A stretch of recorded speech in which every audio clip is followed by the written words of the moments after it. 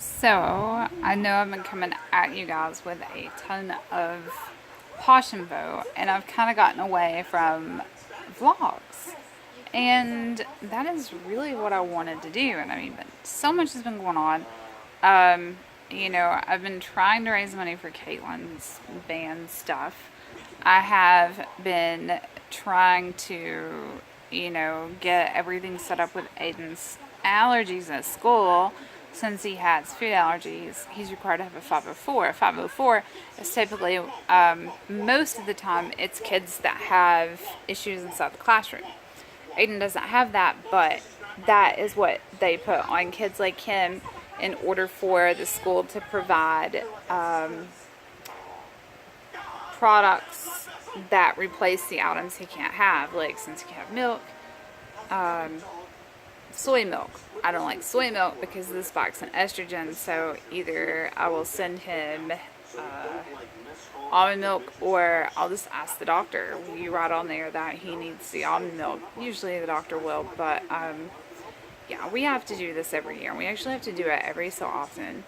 It seems like once a semester, but it isn't easy, and I mean, it is easy, but it isn't. There's a lot of paperwork involved. Like, this folder is full of paperwork. I filled out my part. I gotta drop it off to the doctor, get them to fill it out, and fax it to the school. And since the allergist takes care of all this now, I dropped off Kaylin's last week because, like I told them, I was able to get her forms quicker because of band camp. So I dropped them off, and they were like, "Oh, we're behind." I was like, "That's fine, just whenever, you know." And the school was like, "Well, you can always just have the doctor. They've got these forms." And like, this doctor, they see so many kids, and they have some of the paperwork.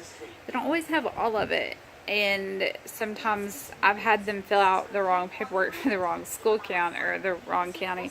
So it's just easier for me to get it from the doctor's office, fill my portion out, because some of it I do have to fill out because I allow them to self-medicate at their ages. I mean, Aiden will be 11 in 3 days. I don't know when this goes up, but Aiden's birthday is actually the 14th. So he'll be 11 very soon from this day. So I do trust him. I trust him. EpiPens, like I was telling them, the nurse knows, but the other people in there may not.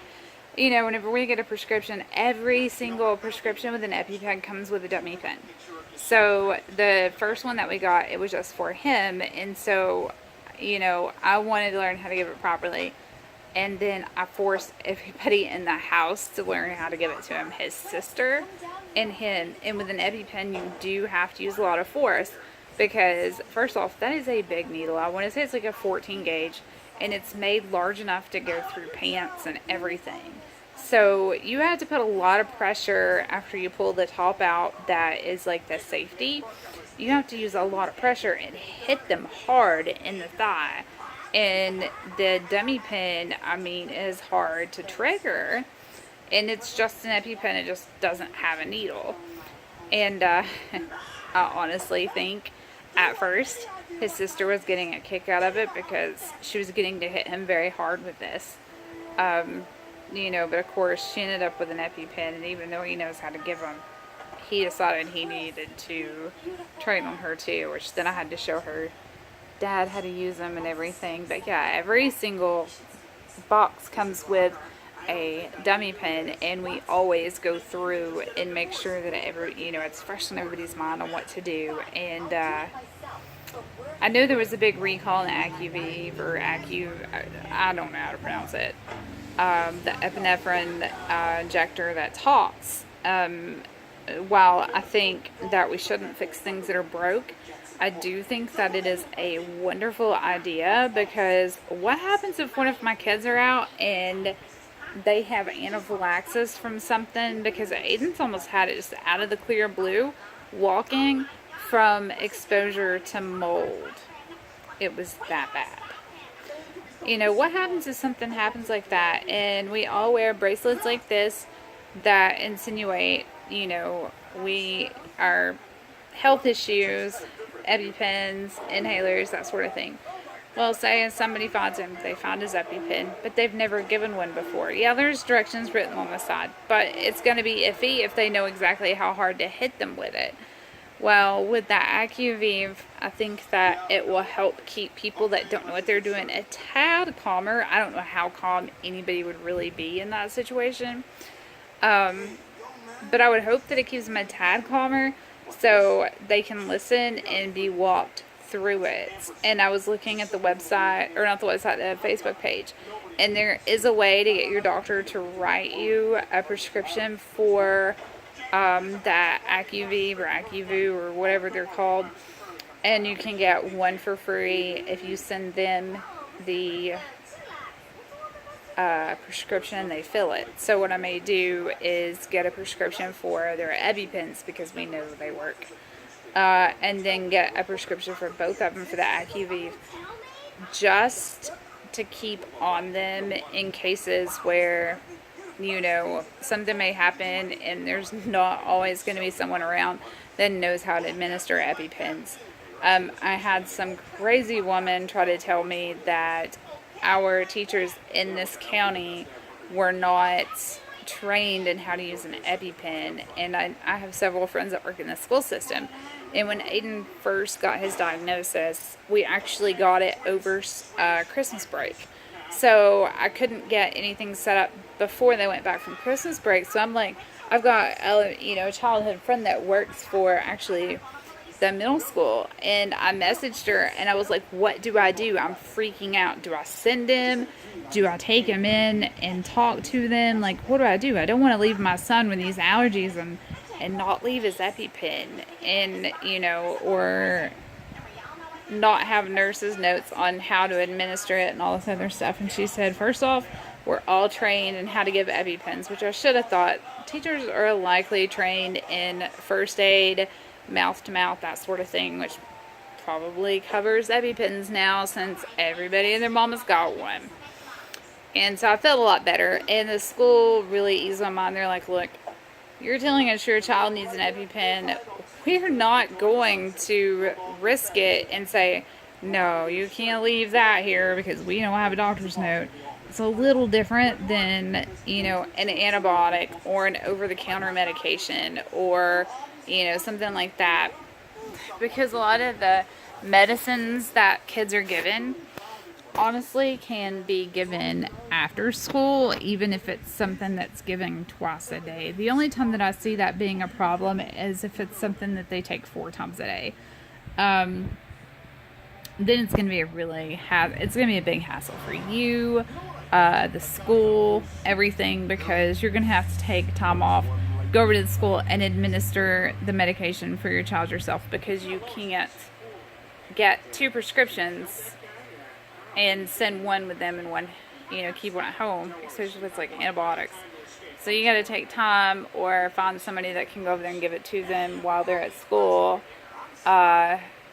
and then have it at home, because if you send it to school, like if you take it to school and leave it, you have to go every day and pick them up, pick their medicine up, and bring it back home, because they're not allowed to travel with it on the bus. At least not in elementary school. In middle school, they're allowed to carry and self-administer EpiPens and asthma medication. And I am allowed to leave a prescription, or not a prescription, a box of Sudafed or a bottle of, not Sudafed, Benadryl, or I can leave a bottle of Benadryl or the generic comparison, as long as I have a letter from the doctor. That way, if he is exposed to anything that's starting to bother his allergies, they can give him a dose of Benadryl while he's at school, and that's no big deal. Benadryl's cheap. I don't mind to go buy some and leave there for the year. I'm sure the doctor doesn't mind to write a note for it. Aiden knows when he needs Benadryl. And I've noticed that when we go to the shot clinic, he's starting to pick the bottle up and stick it in the car without me really noticing. And as soon as he gets out of the shot clinic, he's taking it, because he's at the point with his shots that he's having an immediate reaction as soon as they give it to him. But it's not a bad reaction. It's a normal reaction, even though they said, oh, if his arm gets the size of a softball, don't worry. Yeah, it's scary. I have to admit it is scary, but you know, he's got a tiny arm, and that's a large volume shot going in the tiny arm, and I'm sure that that alone causes some swelling. It isn't just the shot, like what's in the shot, it's just the mass of the shot in a small area. It's like the doctor telling me, I used to get these crazy knee injections, and without fail, my knees swelled horribly. And it would take, you know, a few days to go down. And I'm like, why are you doing this to me? Because it takes me off my feet forever. And he was like, look, this is the problem. I use the same volume of this steroid in your knee that I would use for, you know, a 200-pound woman who may not have swelling from the shot, but you do, because I'm putting the same volume of medication in your knee that I would put in someone else that's bigger than you. Therefore, you're going to have more swelling where they typically won't.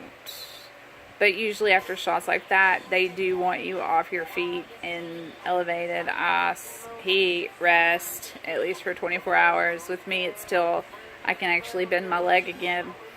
But that just comes with being small. We are a small family, I'm sure, as you all have noticed.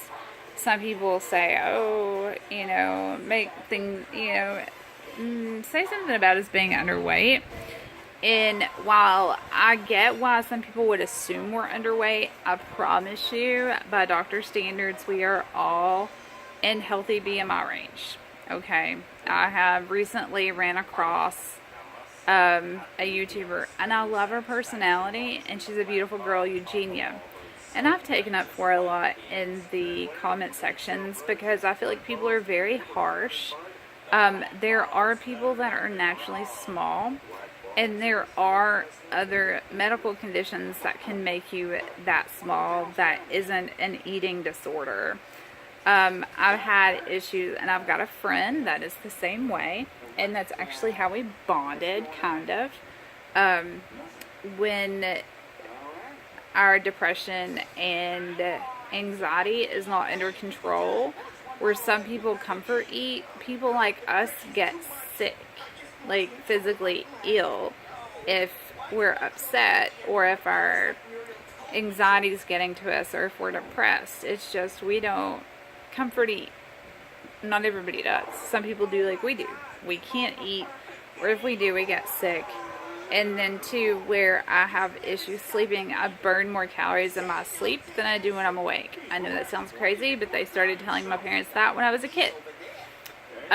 So they started putting me on sleeping medication several years ago. I know usually I tell you don't take sleeping medication every single day, but my doctor was like, I would rather you take a sleeping pill every day for the rest of your life and sleep than to take a sleeping pill, you know, a couple of nights a week,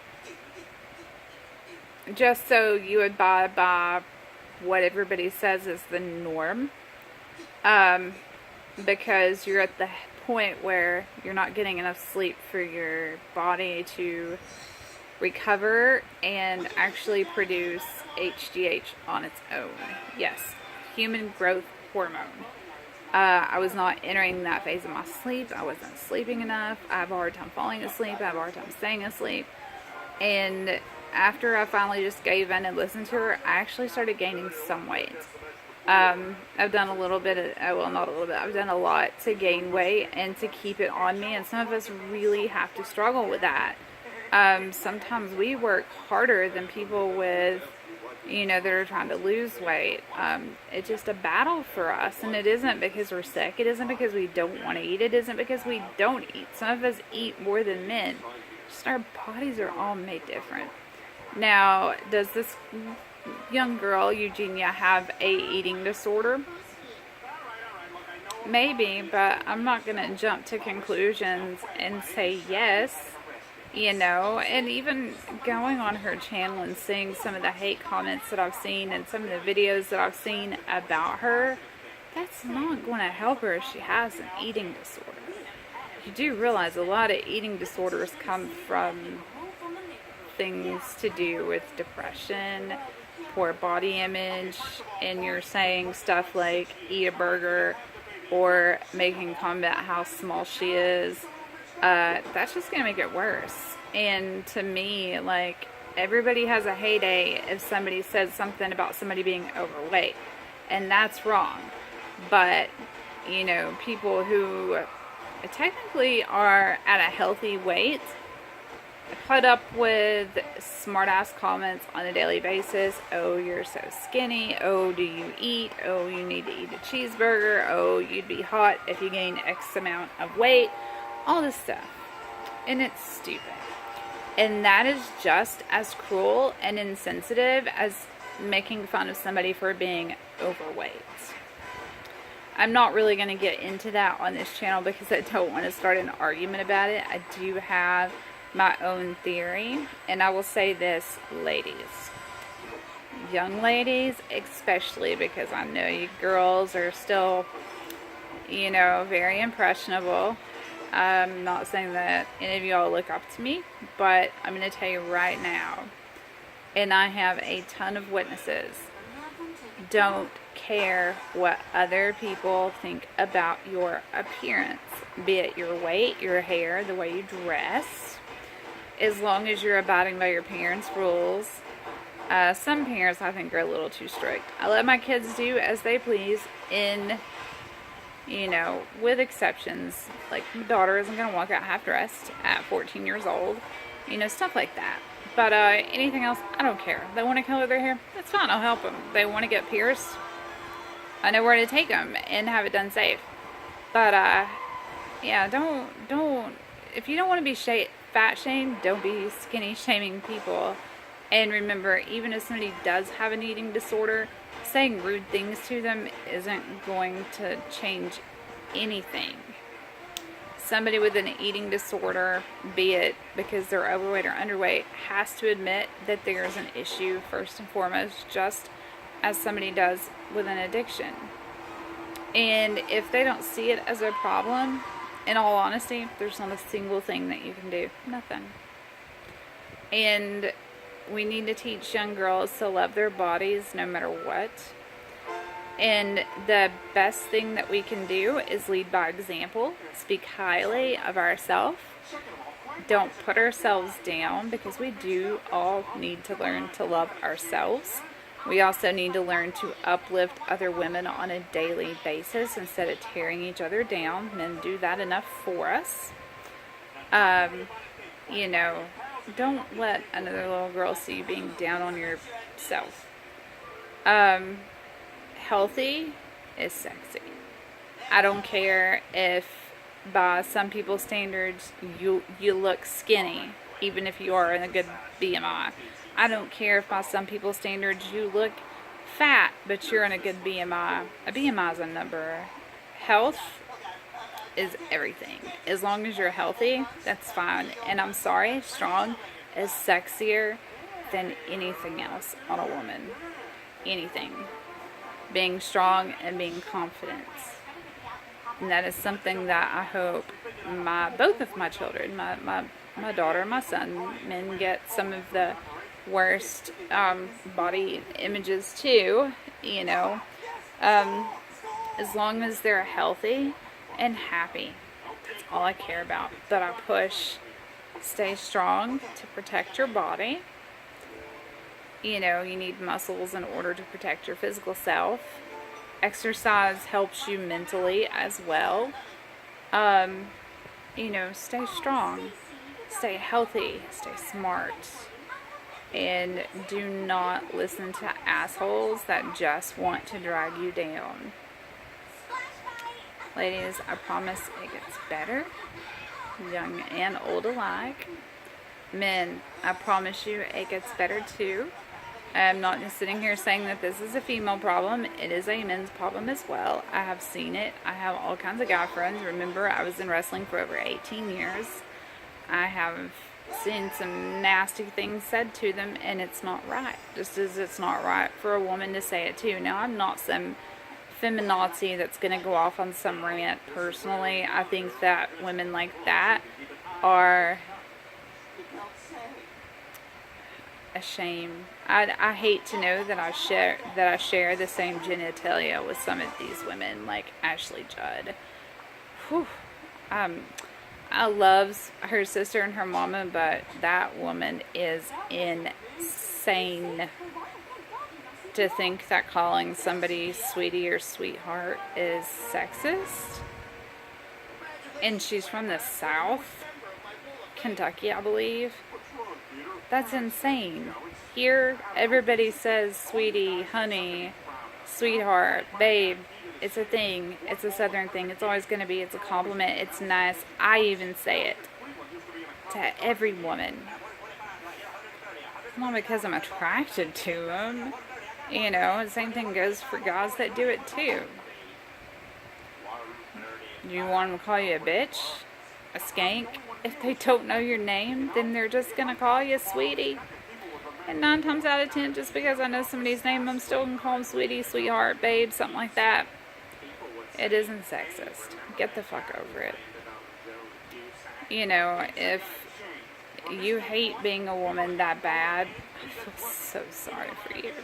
I really do. And if you really believe that there is such thing as a male privilege or a white male privilege, I really feel sorry for you. Because I could give you prime examples of that not being the case and being quite the opposite. My husband can even tell you, he's a union steward. He knows what these businesses are required as far as keeping on for work and pay and all that stuff. And I think it would blow some minds. If anybody would like to have an adult discussion about that, I'll do another video on it. But until then, I really don't want to get into that here. Hopefully we have a good, fun weekend. Then I can videotape some, even though my husband doesn't like to be on camera.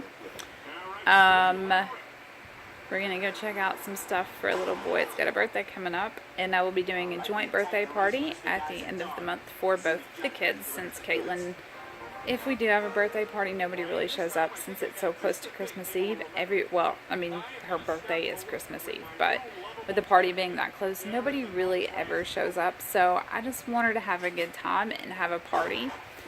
You know, get her a little something, something, because she knows for her birthday she's going to get hooked up just as she always is.